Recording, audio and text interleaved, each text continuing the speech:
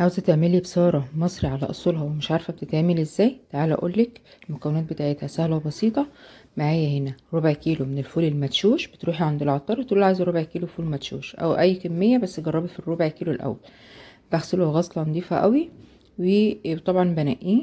بحط هنا عليه المية وبحطه على النار، وهحط عليه معلقة صغيرة من الكمون، واحط بقى الحاجات بقى الخضار اللي هنحطه عليها. حطيت هنا فصين 3 من الثوم، وحطيت طماطمايه قطعتها زي ما انتوا شايفين كده، وهحط بصل، ده فلفل حامي لو انتوا عاوزين، بس هو ما كانش حامي ولا حاجه. وقطعت هنا بصلايه، بصل احمر اخضر اي حاجه يعني، او ابيض. طبعا هنا معايا بصل اخضر.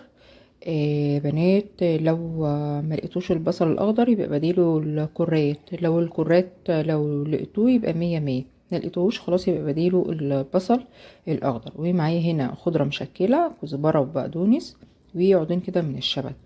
خلاص برضو غسلتها غسله كويسه قوي، واقطعها تقطيع كده عشوائي. اقطعها واحطها عليها. وبرضو هحط معلقتين صغير، معلقتين عاديين يعني من الملوخية الناشفة اهيت، هحطها برضو معاها. لو عندك رشة من النعناع الاخضر حطيه، ما عندكيش خلاص، انا ما كانش عندي فما حطيتش. هسيبها بقى تغلي، وبعد ما تغلي هوطي عليها واسيبها تستوي براحتها. ولو المية نقصت اغلي المية واحطها عليها. طبعا هنا انا سبته لغايه ما استوى، وهسيبه يهدى شويه وهضربه في قلب الخلاط. يا ريت اللي وصل معايا للمقطع ده يا ريت ما ينسانيش في اللايك والاشتراك وكومنت حلو منكم يشجعني على الفيديوهات اللي بعملها. هحط هنا حبه حبه واضربهم في قلب الخلاط. طبعا يكون هدي شويه، ما يكونش سخن قوي علشان خاطر ما يفرقعش ويعمل قلبين. هنا معايا توم، معايا 3 4 فصوص من التوم، ومعايا ملح، ومعايا كزبره ناشفه. ويا ريت لو في حبه من الشطه هيديها طعم حلو قوي. هجيب هنا معلقتين من السمنه، اي سمنه انت بتستخدميها عادي.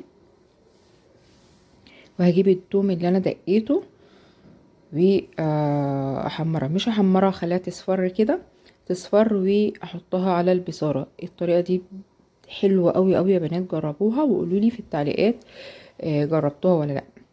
يا ريت تقولوا لي بتتابعوني من انهي بلد وبتعملوها بانهي طريقه. التومه هنا هتصفر، لازم قلت لكم تصفر بس، واحطها على البصاره.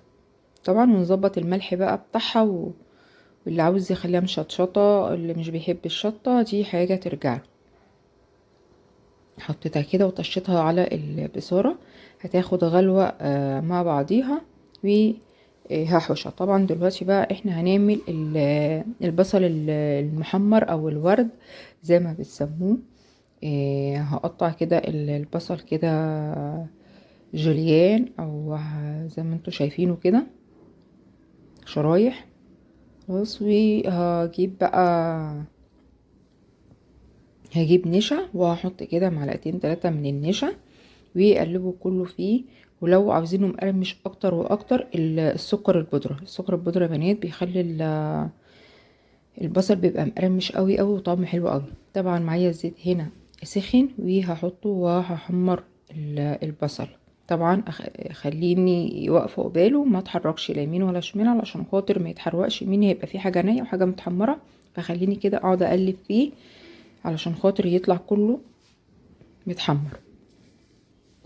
طبعا هنا انا حمرته، وهحط حبه من الزيت وحبه من البصل كده اللي هم متحمرين. طبعا معرفتش اطلعهم فرحت منزلهم كده بالمعلقه. كده كده كنت هفرم حبه وهحطهم، فقلت خلاص انا هحطهم بقى كده. واحط حبه من الزيت برضو اللي انا حمرت فيه البصل، برضو بيدي طعم حلو قوي. ودي تركية حلوة للبصارة. طبعا البصارة خلصت هنا معايا، غرفتها